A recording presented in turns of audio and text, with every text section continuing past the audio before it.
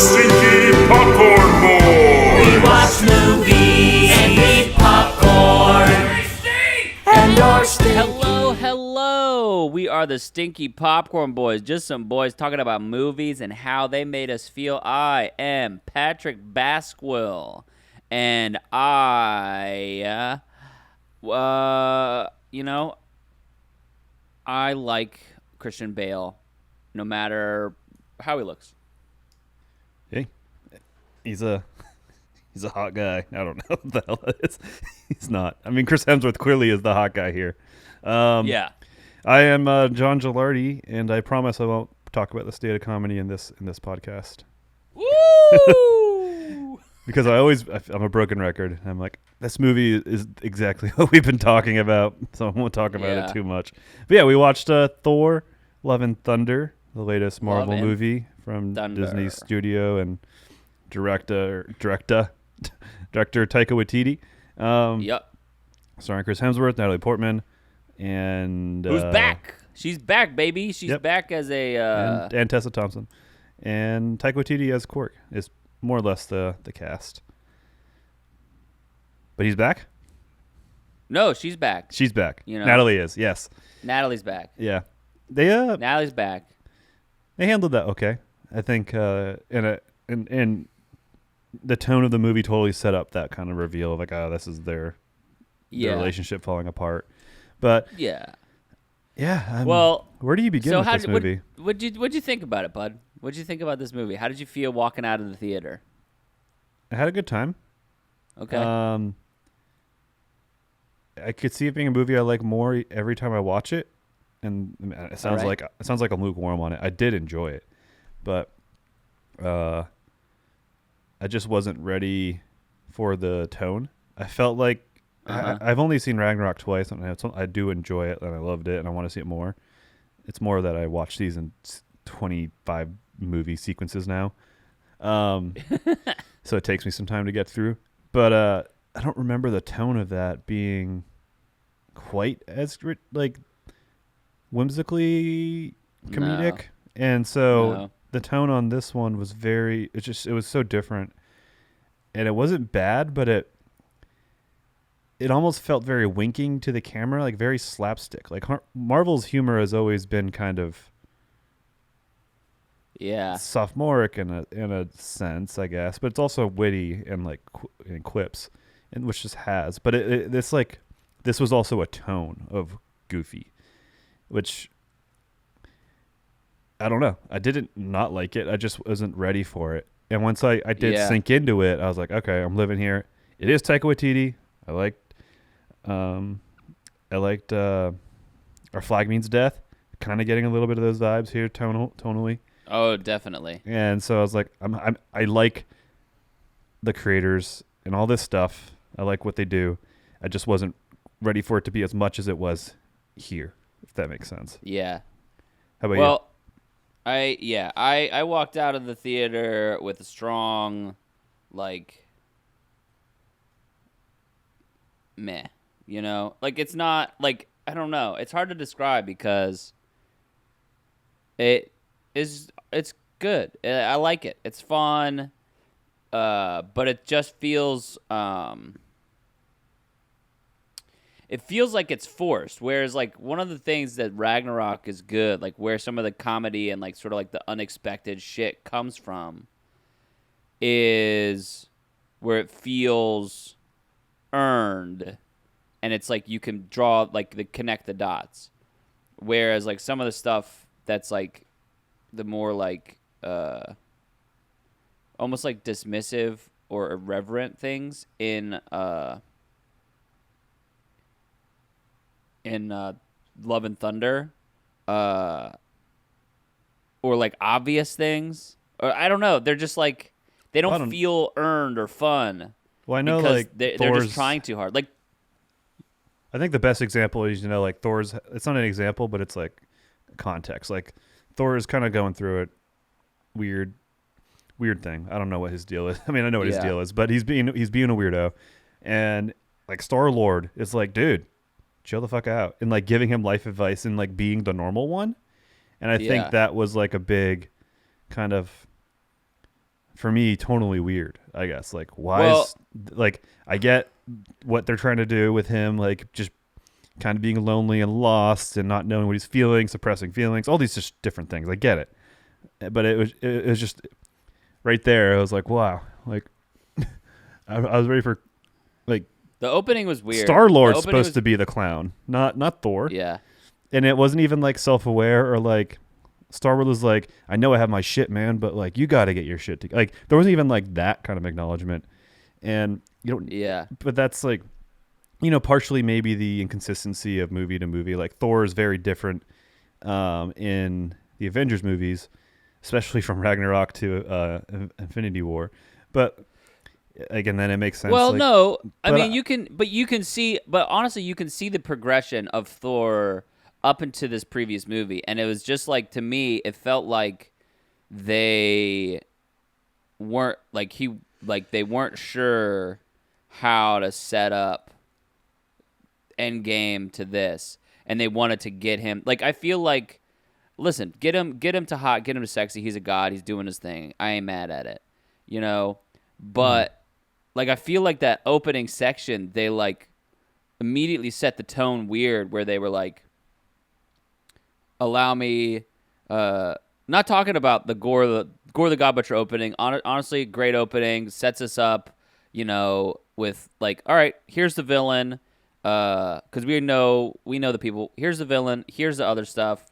yeah, that Here's was his good. mission. It was like introducing and Perfect. world building the whole God thing too, which is Look at that, cool, gonna be fun. great stuff. Yeah. But then we go to the opening, and Thor, it feels like we cut through a lot of time, and they have this weird speaking in the past tense, because he's like, let me tell you the story of blah blah blah, of Thor, God of Thunder, or whatever. You know, he's telling his thing, but he's like going, it's like in past tense, so it's like the story has already happened. And so it's like we have kind of like a weird unreliable narrator thing here. So maybe they're playing with like that, as far as like, and the dialogue is like stilted in the beginning and like really obvious. Like, just like, it's just like really obvious between like that either they just like improvised, or they didn't have a script for those things, or it was just like edited to hell, you know? Both. Where One because of the other, you know? I mean, yeah, and it's really hard to, and that's when, again, as a person who I really like improv, I think improv is great, but it's, as someone who has tried to improvise scenes a long time ago, it's really hard to edit. Like, it's really hard to edit like the multiple takes of an improvised scene together. So I don't know if that's the thing, but it's also just like, well, you got to get like something that makes sense content wise, and then like the editing, or not the editing, the motion and the matches, the looks. well, and it ends up just going so like that. long too. Like, Yeah. it just that's the thing, is like, you That's end like up with the- having a lot of bit, and then you have to rush through the information that you need. Is Yeah. what ends up happening with an improvised scene. So again, I'm not saying that that's what happened, but the those opening scenes were just like, with Star-Lord and them, it's like, honestly, like, no offense, Taika, like, let's cut Korg out of it and just have them start on the adventure, because I think we've talked about this before, is like the like narration type stuff, it doesn't always like I don't think it works a lot. Yeah, well, I think Korg worked because he was such a. It's just Taika Waititi's voice, the Kiwi accent was just so weird at the time for a lot of people who had no idea who he was, or just not a lot of exposure to that accent, or like what works from there. I don't know. Like I didn't watch any. That was my first exposure to Taika Waititi, and really a Kiwi accent, and I was just like, this is fun. I don't know. But like that's how Korg felt. Like Korg was just a fun thing that was there, truly the director's cameo kind of character. And this made him more so that. And you know, maybe as a fan favorite, people wanted it, but you know, from just a purely story kind of telling perspective, or like in terms of the big picture, I don't know if it was necessary. Obviously. Well, and I'm not opposed to him being there. I just don't think the narration bit. I just don't think the narration bit, talking to the kids, because then we know that he's won. Like later on, it's like, I don't know. Yeah. It's just. I mean, I think it's more so like, and I could be like again, Ragnarok is probably one of my least watched, not least watched, but I haven't watched. It's my least watched to how much I liked it one, so I can't recall exactly the development of their relationship, but we don't see it. I guess I feel like, to me it feels like it happens off screen, like it happens after the blip. Their roommates playing Fortnite. That's like a couple scenes. Yeah, but they're hanging out. They're hanging out for. I mean, they're like I've watched. I'm the reverse. Like I've watched Ragnarok much more. Yeah. Than I've watched a lot of the other ones, just because it is. So I like it a lot. Yeah. But they. I mean, they form a bond. I mean, I would say too. I don't know. It's an interesting thing because I think I will like it more upon later watches. Yeah. But me coming out of the theater, I was very much like, yeah, I think well, that was me. Like I think it was more I wasn't ready for it in terms of I was just expecting the same tone as Ragnarok because I was like that seemed like a good balance. Like everyone was happy with that, you know, in terms of Taika and Chris kind of got to express themselves and be more open and less essentially dull, which the first few Thors were, and then it was like a new fresh comedy, like very visual and exciting. I really liked Ragnarok too because it kind of like how like the gods are perceived, I think, or is really like how the gods act is how much how much more I think.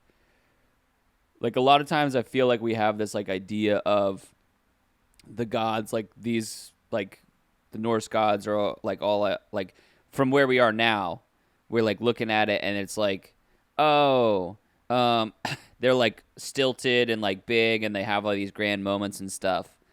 Whereas the way that I feel like they're much more like these are stories. These are the original, like they're just superpowered humans, you know, and they just, and I think that Ragnarok really like sort of like hit that where it's like, it really is about Thor and Loki essentially having adventures. Because that was like the thing, like for Norse mythology where they would just like, it just felt much more natural.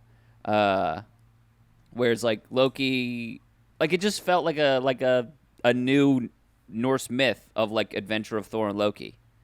You know, where it's just like you add like sort of like the galaxiness of it. It's Ragnarok, like it just feels much more natural with Ragnarok. The Asgardians gods. Yeah, well, because it's like in the first two movies, you've got Kenneth Branagh and then Alan Taylor treating them like they are like Shakespearean characters. Yeah. Which is interesting to set it up, you know. And we always got to think about like that we are watching stories being told. We're not watching like reality TV footage or whatever, which is always interesting to sort of like play at. But then in the third one, it felt like they were much more like how I feel like Apollo and like, all these gods should be, or it's more interesting whenever they're portrayed this way, where it's essentially just like heightened version of humans who like they're instead of like getting, you know, like, oh, we got drunk and then like I ended up at, you know, this person's house and I had to like play beer pong. Like it was like really funny because like I had to play beer pong in order for me to like get a ride home. Like I obviously, you know, I could have gotten a ride home. I could have Ubered, but it was like more fun to play beer pong or whatever. And it's like instead of like that, it's like, yeah, you know, my sister destroyed my hammer and we went through a portal and she sent me through space and I ended up in these fighting pits. And like it was just like it felt like that one episode of Ted Lasso. Yeah, a little bit. Yeah. Well, but that's what it feels like to me that they're in general this like the God stories are a little bit more like their individual God stories are always like a little bit more like, oh, this crazy thing happened that's like incredibly heightened and stuff. Because they're gods and they have powers. Yeah. But, yeah, I don't know. I'm rambling, but I just liked the way that it was treated better because the irreverence came from a real place. It felt like, whereas it felt forced. Like this is what you liked before, so I'm gonna give you more of it. Yeah, no, it definitely felt forced overall. And it's, I mean, right from the beginning. Like, the opening montage is kind of fun, but it's just, like, the Guardians felt off and different director or whatever. But, like, the goofiness of the Guardians, the reverence, like, that's a big tell, I think, of, like, okay, this is a little different. And that's fine. But you're not ready for it, I think, you know? And that takes some adjustment, and I think it does affect the viewing. I like it, but it's hard for me to talk about like glowingly from the onset because I'm like I had to recalibrate my view of the movie. So I will watch it again, but yeah, I think one thing that tonally was great and there was no wasted moments. Like every moment with the villain was good and felt right. Like it was all a completely different movie when he was there, and it worked. Like when Thor came in and stuff. Like I didn't feel disjointed, but like, was it Gore? Yeah, Gore the God Butcher, baby. All the Gore scenes felt so cool. The Shadow Realm was sick, super cool and visual. Like I liked how some good suspense. That was one of the bits I loved. Is like how small the planet was, so they just crashed into it. Yeah. Well, so cool. that's fun, but then it leads to cool visuals and a cool like kind of his domain is simple, like he's a minimal man, like he has one goal, like it works, and like it's more than a gag. Christian Bale did great. I think he was super consistent and fun to watch, and fun kind of ending of it was. And I like how he was like corrupted by the blade. But it wasn't so much like the inner good Gore was like kind of poking out. Like they didn't like play into that, which was good. It was more just a genuine like, I could wish for her back. I don't know. And he saw Thor was a pretty good guy. He was like busting his preconceptions of gods and stuff, like their selflessness and the relentlessness for people.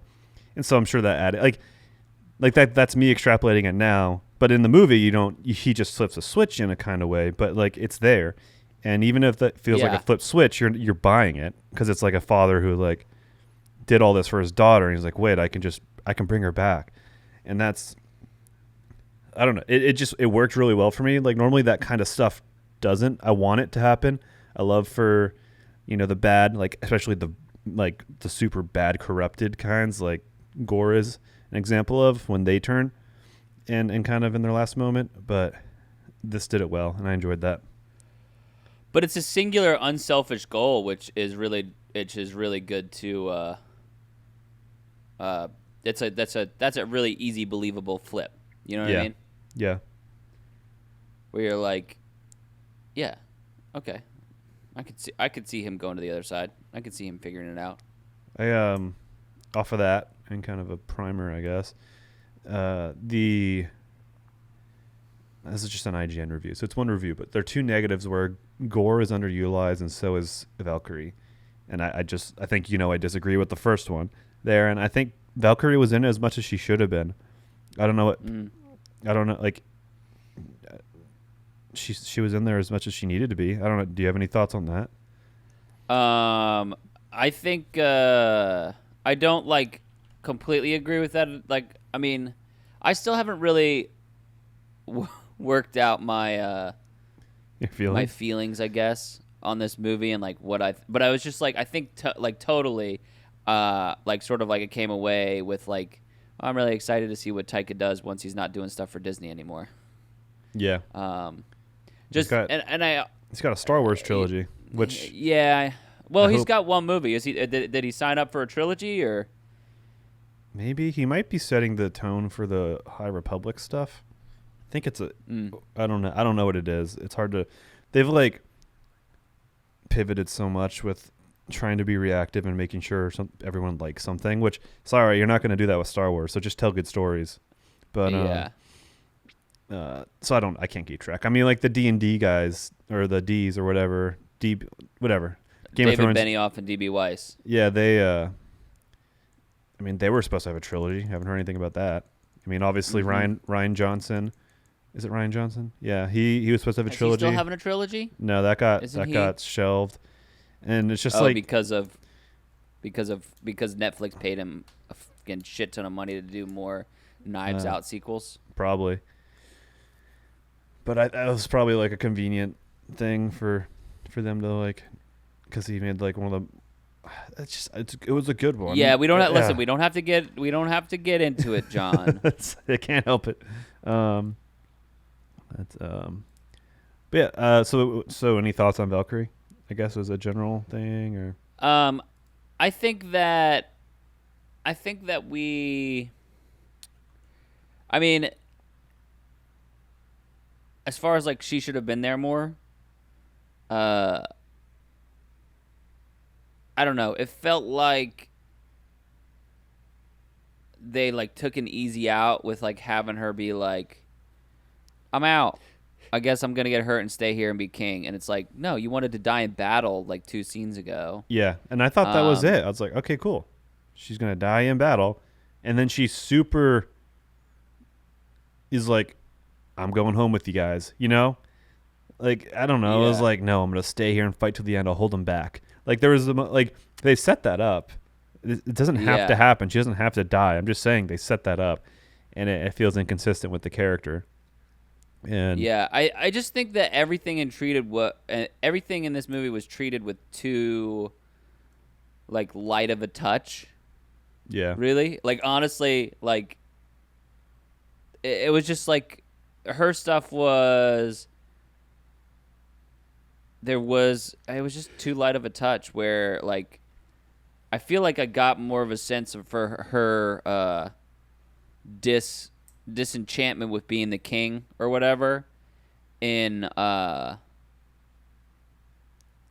trailer where it's like in the trailer like it was like she's like in the trailer I'm like, oh shit, she's like, I'm fucking tired of this. But then like we like glossed over it and she said it in a thing that didn't really connect up with anything else. And then she's just like, I'm ready to be a warrior again. But it doesn't feel like she ever like stopped being a warrior. And also there's like a weird moment. There's a weird moment that never gets paid off. Fucking whenever Thor comes in, everybody's like talking, and Thor comes in, and there's like a clear beat of like, this fucking Thor motherfucker is coming in. He doesn't know what he's talking about because he hasn't been here, and everybody listens to him because he hasn't been here, and he's like this thing. When I've been the one who's been doing the work, and there's just like a little moment there where it's like where she's like looking at him like, oh my god, and obviously they're friends, so it's not like she's like, oh, he's a awful, terrible person, but it's like something that's never paid off. Well, I think one thing It's just never paid off. is that they've lived for thousands of years, and so this gap was a blip, and it's like, you fucker, and then you kind of move on. Yeah, it's kind of how I saw it. But then you could treat it that way, where she's like, where she could be like, hey, don't like, I appreciate you, and I think it's great, but I don't know. I just think that there's something that's possible there. Yeah. Just jumping off of that, because it's just a scene adjacent or same scene, is I really like the kind of warrior culture you felt of the Asgardians during that fight. And I loved the like Thor shows up and you just hear the crowd in the background cheer. You don't really like get inserts of people cheering, but it just felt so atmospheric. That was such a nice touch. And then Natalie Portman's Thor comes and they also cheer, and it's just like, it was so simple, and it was just sound. I don't know. That was like just a cool moment, I guess, technically, and like communicated so much of these like Viking people. Like I felt like such a callback to Viking culture, like the warrior culture, the barbarian thing, you know. And that was really neat, and it was so simple. And maybe you could have kind of missed it. I don't know, but I really thought I liked it. I thought that was cool. That was well executed. And but transitioning, Natalie Portman, the mighty Thor, and her general storyline. I mean, so she's got stage 4 cancer, and at one point Thor said, to Mjolnir take care of her, like years in the past, and then so somehow she's felt called to it, and Mjolnir can kind of take her out of that kind of weak and sick state, but it does drain her life force. So she's like powered up, but at a little bit of expense. And so it's this dynamic. It's essentially the one-time V or whatever, the temporary V from The Boys. What are you talking about, dude? What are you talking about? You're crossing streams here. I know, but if you've seen The Boys, it's like temporary V is what Mjolnir is for Jane Foster. But she just becomes she has Thor's powers, and it's cool. They shot her well. I liked her. I like how they shot her looking big with apple boxes and depth stuff. Yeah. If Natalie worked out, biceps and the build look great. I don't know if it was enhanced. I think that it was computer. probably a little bit of both, where it's like it was enhanced, but also I know that she did get in there in bulk. Yeah. So she looked great. Just it was cool to see two Thors at it. The action choreography was pretty good. It was just I also loved fun. her, like, you know, just like mechanics wise or whatever. I really loved the use of her hammer, it being broken and then like coming out in different parts. Yeah, you know what I mean. Yeah, I think that was really cool, and it was kind of used in a grabbing way too. Like when the climax, she grabs, I think the blade and pulls it away. Yeah, the necro sword. And I think it really puts Mjolnir out for the count. It's not clear. Doesn't really matter if it comes back. I don't care. But Mjolnir comes back, I think. After? Yeah, because he's using it at the end, and he gave Stormbreaker to his daughter or whatever. That's right. That's cool. I like that lead in. I think from the glimpse of that girl not being sad, starving girl, like when she's in the ship, like when that little girl actress, like, because we only saw her till that point being dead and stuff, essentially dead and dying. Yeah, but she had great kind of goofy charisma, and I feel like I bet you it's his daughter. It's just I was like watching it, and I was like, oh, really? I bet you that's his daughter. That'd be cool, but I don't know. I got the sense that like Taika Waititi's probably really good at directing kids, which sounds like, I don't know if that's a weird thing to say, but yeah, it's his daughter. Chris Hemsworth's daughter. Yeah. Dang, that makes a lot of sense with the chemistry there. Well, especially there at the end when she's like, but I don't want. She's doing her like little accent. She's like, hey, yeah, I don't know. No, I don't know. You know, I'm a little girl doing a little. I want to see more of that, and I hope they don't recast her, because that'd be so fun to. Can you imagine Thor or Chris Hemsworth and his actual daughter, our Thor, together or whatever? I don't know. Apparently all of their kids were in the movie, like, just all their kids. Makes sense. Were in the movie, and the kids getting empowered by the might of Thor and going to battle. That was pretty cool. That was fun, and I liked how like the last movie was Led Zeppelin and this movie was Guns N' Roses, and the use of like the climax, the cool guitar solo in November Rain as that song was so fucking cool. And like November Rain's like a 7-minute song, I think, but it's like that it's that you listen to that song for the build up for that part. It's so sick. Do you know what song that is? Like if I heard it, yeah, but not offhand. It's like a ballad, and then it builds up to that like guitar solo and that kind of. Yeah. I mean, like I know that I've heard it, but I can't pick it out. You know what I mean? Yeah, but I think I love the rock motif thing, and that I loved the opening, the Marvel specific opening that they had. Yeah, what was it? It was. I mean, they just did a guitar cover or like a sort of like 80s hair metal / that was late it. 70s. Yeah, it started off kind of acoustic, and then it dropped and became full metal or rock. That was cool. I liked it. Yeah. I liked it. I thought it was a good move. And we were just watching the trailers in the background. They create so many like kind of 80s sci-fi landscape shots, especially in the beginning of the movie with like the sun. Yeah. Like kind of like the horizon, like the mirage is kind of It's hashing shot it, really so it cool. looks kind of It's like definitely shot retro really futurist. Yeah.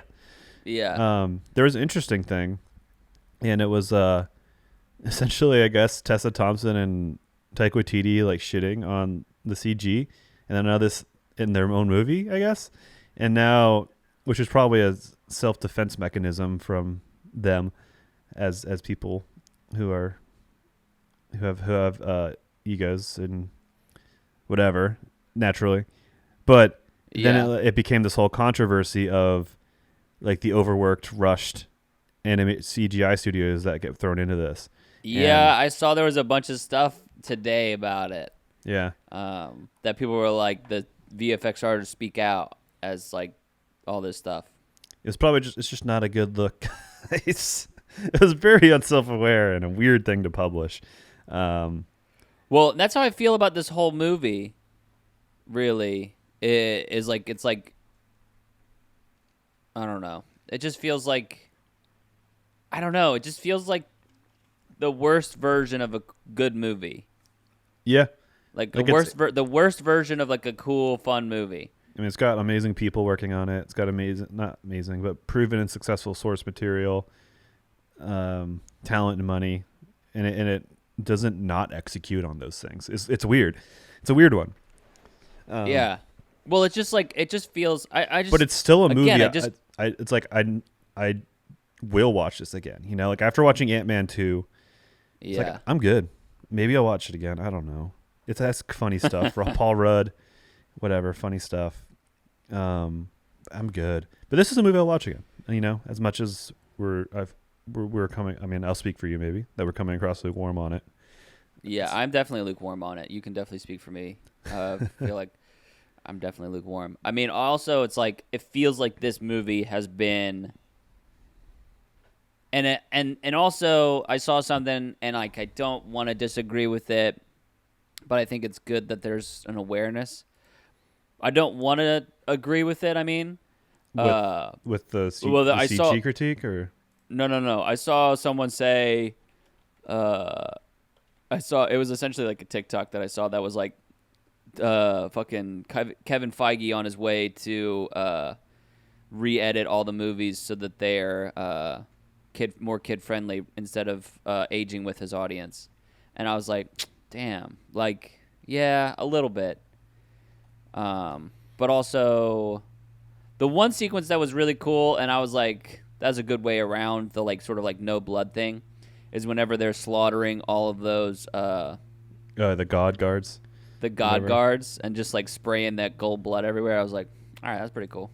Yeah. The orgy joke drop too is probably an example of that too. It's like he made the joke once in a speech, and then they kept bringing it back. Oh, you're not invited to the orgy, to Chris Hemsworth, and I think it works to just like that's their values. That's where they're putting their priorities. Like it works. Yeah. Functionally, but it felt like a cheap laugh gone 2 or 3, 4 more times.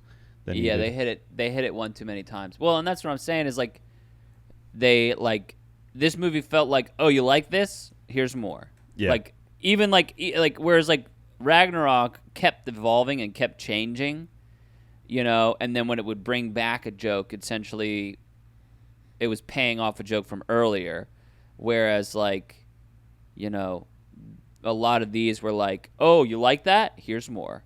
Yeah. Oh, you like that? Here's more. Like back to back to back, which is it's just that's what this movie was. Yeah.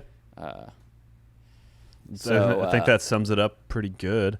There's one more thing I want to talk about, I guess, is I see a lot of people with this movie kind of complaining like, what is the big arc here? Like with like the big Marvel MCU arc. And apparently there's two sides. There's like, yeah, what is it? You know, we've been teasing this multiverse shit, but now we've been kind of silent on it, and we're not building to anything.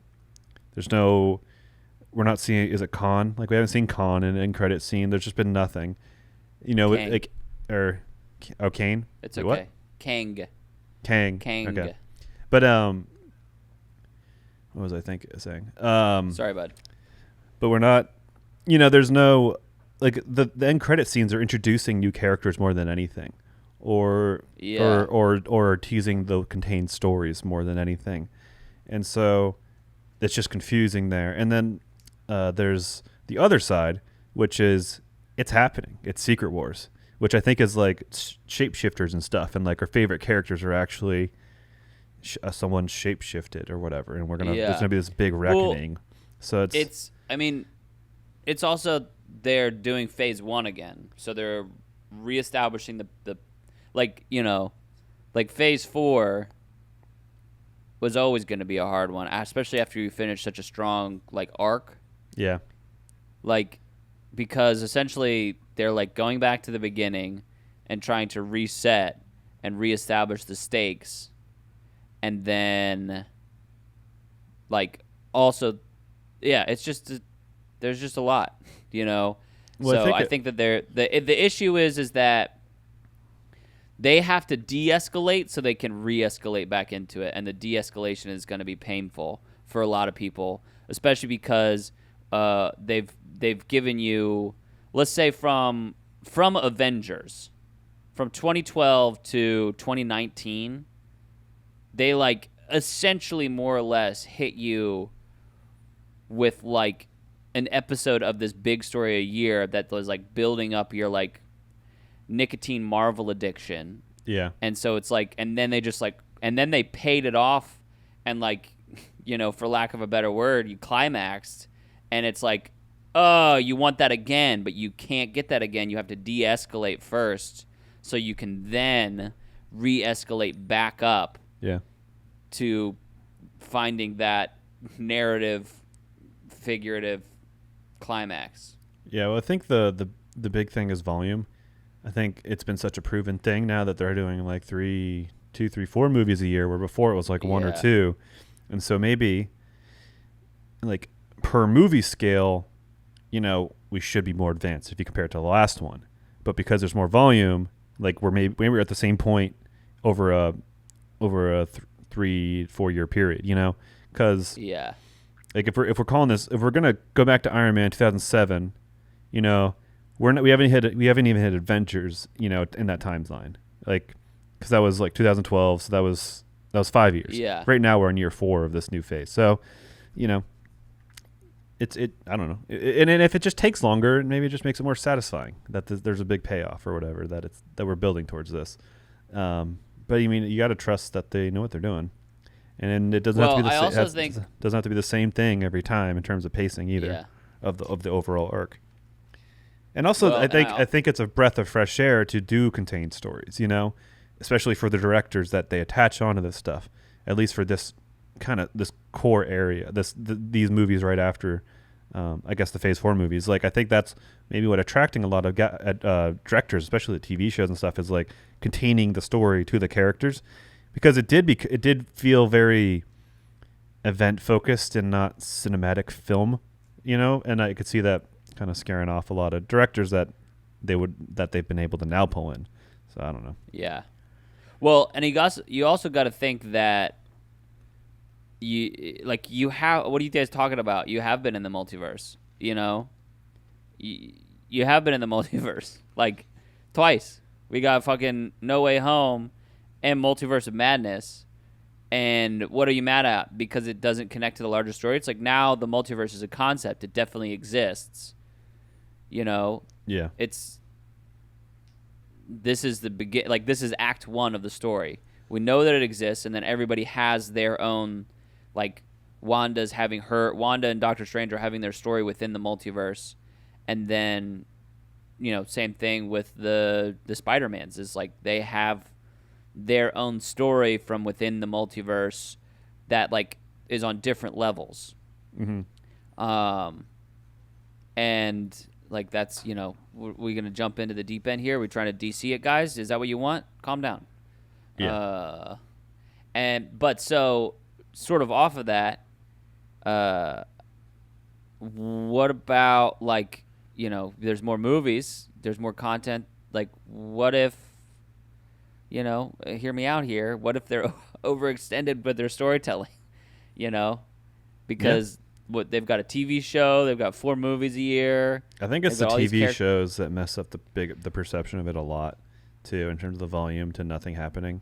Yeah. In a Well, I greater will story. say with Love and Thunder, it felt very cinematic, whereas Doctor Strange, felt like a high-end TV show. Like it felt like Loki. Yeah. I mean, yeah. Like it was just like blurring the lines there where it was just like, it's pretty good.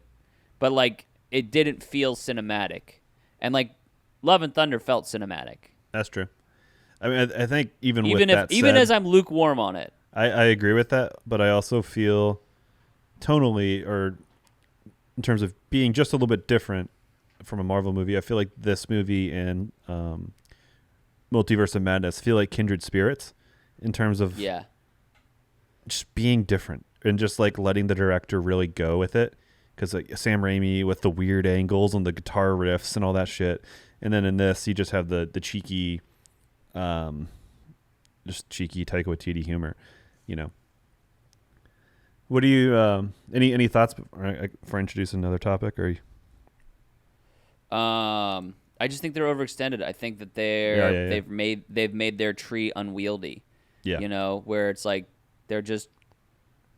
And I also do think still that they are continuing, like they are afraid of the source material that they are pulling from because it's not as cut and dry, and the places that they're going because they're pulling from deeper and deeper comics, and like even Kang the Conqueror, it's like it's a weirder and weirder villain, and like they're going to more complex and weird fucking ideas that they're basing the stories off of, and almost like borderline dangerous as far as like with philosophy, as far as like what are the gods there, how does that work, multiverse, what does that work, how does that work with choice and free will, what is the like anytime you get deeper into a world you end up opening up more questions and stuff.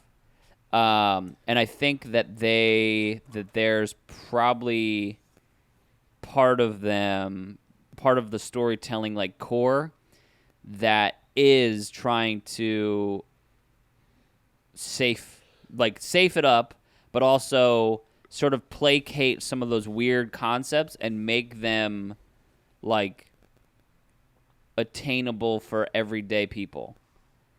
Or for the average consumer. Well, I think so you sort of end up dumbing stuff down a little bit or making it less weird. Well, I think there's an interesting one here with the end credit scene here is essentially like Zeus has been wronged and crossed, and he's like, no, fuck it. It's time to like, they feel the wrath of the gods. And like, I'm like, hell yeah. Like, it's simple, but it would be kind of fun. Avengers and all them versus like essentially gods and like an all-star cast of these gods facing off like on a 1-to-1. Maybe a mid-season boss, or mid-level, mid-game boss. Like that felt cool. I was like, hell yeah. Like, okay, I think we're getting something here. It doesn't feel like like that's just cool. And there's no seeds laid to it besides here. That there's something there of like a Civil War like boxing match where they can face off, but they can actually kill each other, or at least kill the gods. I think there's a thing. It's called New Gods or something like that. Yeah, and then it pulls over to Hercules, Roy Kent, and it's like, oh, this is just a Thor storyline, which is kind of like, I'm cool. I'm still into it, but like, it'd be cool if it was like a mini world-ending kind of thing, which maybe they could still touch on it, but within the world of Thor, and maybe the Hulk comes back or something. I don't know. Yeah, and helps them, but. Yeah, I mean, but with that said, that is that simpler way that you were kind of talking about. But I don't know. I got some reviews. Unless you got any final thoughts on the movie. Give it to me, bud. All right. Let's see. Okay. This is from Kentaiga. A fun movie that, while I think anyone without a cynical mind can enjoy, falls in the classic Marvel trope of not taking itself seriously 9% of the time and then expecting you to care when it actually tries to be. Yep. I mean, I feel like this might be one of the ones where we agree with the really good ones, the middle ones, and the bad ones. It's one of those rare situations. Sync82 says too campy. Pacing was off. There wasn't enough time to truly care about the characters. Thor was more of a caricature of himself. In all caps, so disappointed. I mean, yeah. I mean, I also don't disagree, but also it's like, I don't know, so disappointed, Yeah. I don't know. What were your expectations? Nick says, I liked it. Everyone has their own taste in movies. 4 stars. Yeah, I do think that this is like, yeah, I agree. Like any way you want to look at it, I guess it's like if it's for you, it's for you. I guess that's the vibe. I think, yeah, yeah, that's funny, because it's like, yeah, I good for you, best of luck. This is an interesting review from Zach. 1 star. With several seasoned actor cameos, it had potential yet failed. Horrible dialogue script, humor was forced and didn't match the quality of previous films. Almost walked out a few times. Cameos doesn't make or break a movie, so I don't know if you know what cameos are, but well, but that's the thing. That's the thing now that is also the fucking trap that Marvel's fucking made for themselves. Yep. Is that now everyone expects they expect some sort of like big weird cameo, like they like expect. Well, you're ready to have your mind blown. You're ready to have a No Way Home thing, with Tobey Maguire. That just hit me like how cool that is. That's a whole. I was like, damn, Tobey Maguire and Andrew Garfield came back. I don't know. We've talked about this. Yeah, that just like re-hit me. Like, oh, that was cool though. Wow, that's pretty cool. So this is from Dennis. 2.5 stars. Couldn't figure out if this was supposed to be a comedy or serious superhero movie because it didn't do quite either well. Or didn't quite do either well. Some parts are almost a parody of superhero movies. Other parts were okay. Glad it was less than 2 hours. I was looking for it to end about an hour in. It was like an hour. It was 2 hours long. Like it's an hour and 59 minutes long or something. Yeah. I mean, it seems to be. It moves fast. I don't know. There's like, great movie. I liked it. Screaming goats. Haha. Carry on. That's all fun. Good movie. Emotional. Fun. Like those are the good reviews. And then all the like kind of 3 to 4 lines are all 2.5 star to 3.5 star reviews of people that I would probably agree with. And then even the really low ones are mostly not super off base, which is it's interesting. Yeah.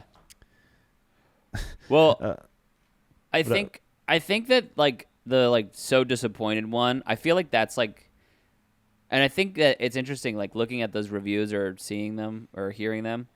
It's like the fact that the low reviews are like 1 or 2 lines. It really speaks to how disappointed people are and how disappointed those people are and how disappointed like and how much they wanted it to be, where it's just like, oh, well, I don't really. Yeah, I didn't like it. What do you think about? It's just like, something that came to mind. Do you think like Natalie Portman and Idris Elba are coming back?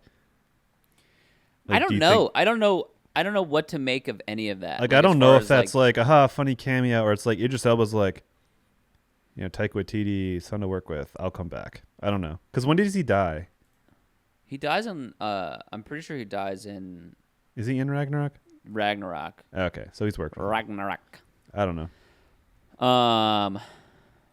But yeah, I guess it's like. I think that those like the end credit scenes, both of them, are kind of like. Sure. They felt like they could ignore them and. Yeah, like especially the Natalie Portman, Idris Elba one, where it's just like, I don't know if this means anything or if it's just like, hey, look, life is good, They found the happy ending, and we don't need to ever see from them ever again. I agree. It felt weird, and it is weird though. Even after seeing this and like I'm shit talking this movie or whatever, I do want another Thor movie, and I want them to. I liked what they set up. I liked, and especially if that really is his daughter. That's so cool that they can do that together. But I think that they should kill Thor. They need to kill Thor. I'm sure they're moving to that. Yeah. He's one of the.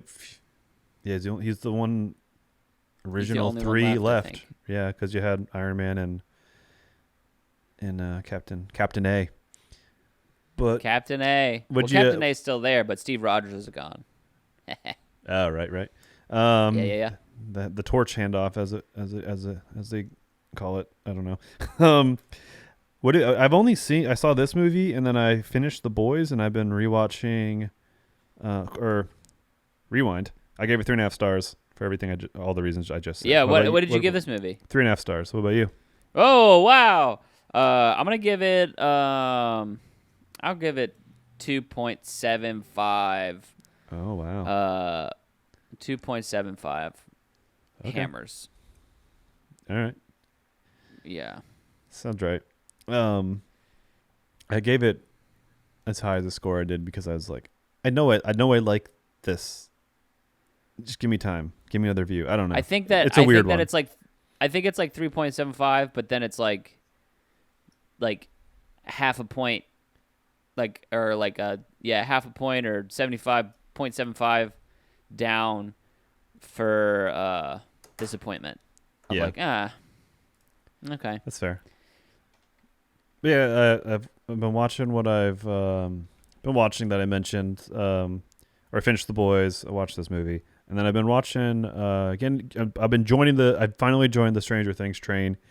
And, Oh, wow. I'm rewatching it as I'm going to watch the first season, highlights of the second and third, and then watch the fourth. But I'm watching it all, and I'm painting D&D minis as I do it. So it feels like wow, look at that. a good I think a good mixture of activities. that is a good mixture. I think that if you have time, I think maybe the third season is good to watch. Yeah, The I second was, season you completally miss. Yeah, Probably more or I'm less. going through it because I got a lot of stuff to paint, so it's like I got time. Yeah, baby. But what about you? I finished Stranger Things season 4. I finished The Boys. I finished Dune again. And I think that's about it. Yeah, I think that's about it. Hey, it's summertime, right? Summertime, baby. Trying to get outside. Trying to. It's July is Tryna- the worst time for It's true. online content consumption, but apparently it's good for movies because I was just like, wait a minute, Thor and Doctor Strange came out really close. Summer release. They did that. Well, on because they're purpose. like event movies. Yeah. You know. Well, it's like I was looking at what comes next, and we have Black Panther in Black November. Panther. I didn't And- know that we were gonna get Black But yeah, Panther. we don't have anything until November, and then Ant-Man and the Wasp: Quantumania is in February, and then Guardians in May. Oh. So it's really spaced out. So I think Do they we not do. get the Christmas special this year? I'm sure we will. I only looked at theatrical movie releases in I terms of think what's coming. Guardians has a Christmas special. That'll be fun, which is important, right? To the I think it is important. I think it's like essentially like a little free thing. that'll be fun. I mean, obviously, I don't think it's free, but Someone's paying for it. someone's paying for it. But I think that it is not just like all goof 'em ups. Yeah, that's fun. Of course, they would have a Christmas special. Well, yeah, Gotta. They're, gotta. They're the Guardians. They're the goofs. But they're the any- ghosts of the galaxy. any final words? I mean, again, I'm just like, I love. I don't know. It's hard to say now because I was like sort of lukewarm on Our Flag Means Death. I think I liked it more on reflecting on it than I did when I actually watched it. Mm-hmm. And so I'm just like, I don't know. I'm just ready to see what Taika, my good friend Taika, makes when he's not getting paid by Disney to make what he could make. Because that's kind of what it feels like here a little bit with Thor Love and Thunder is like, they're like, you want to do another one? And he's like, yeah, of course. Yeah. And then he just like tries to fit in as much as he can fit in and like Yeah. see what they'll like, essentially trying to push the boundaries, which is like, hell yeah, that's like, do it. But also like, I wish that you did something that you cared about Well, a little bit. He's got a long career ahead of him. He's making his money He's still now, vibing. and then he'll be able to do it. Like if he does this kind of stuff now, he'll be able to do it. I mean, he already can do whatever the hell he wants, but like after this, he can really just go hog wild. But yeah, dude, it's a worthy investment, and I enjoyed the stuff he's making now in the process. But well, and that's what I'm saying is like, yeah, I'm excited about it. It's good, but I'm really excited for what he makes once he's out of the machine. Yeah, no, definitely. You know, whenever he gets make another Thor, get paid another $5-10 million, whatever it is, and I'm sure he's getting more than that too, for like points or whatever. And then like make a Star Wars, do the same thing there. Just fucking make that money, dude. Get that bag, but then also like I don't know, make that cool stuff that you like too. Yeah. Well, you guys know where to find us because you're here listening to us at the last minute of this podcast. So I love it. Don't forget to rate and review in those places, and I think we still got shirts available if you want to snag a shirt. I'll probably be putting them on a very big discount. So snag them up, and they'll be gone once they're gone. So snag them and snack them. That's what they say. That's what they say in Asgard, New Asgard, actually. That's what they say in Asgard. Yeah, snag them and snack them, baby. All right. Well, we'll see you guys next time. And bye-bye. As always, the thing that I say at the end of every podcast: hey, make sure you eat your cheese and make sure it's grass fed. And it's goat cheese. Goat cheese, baby. Bye.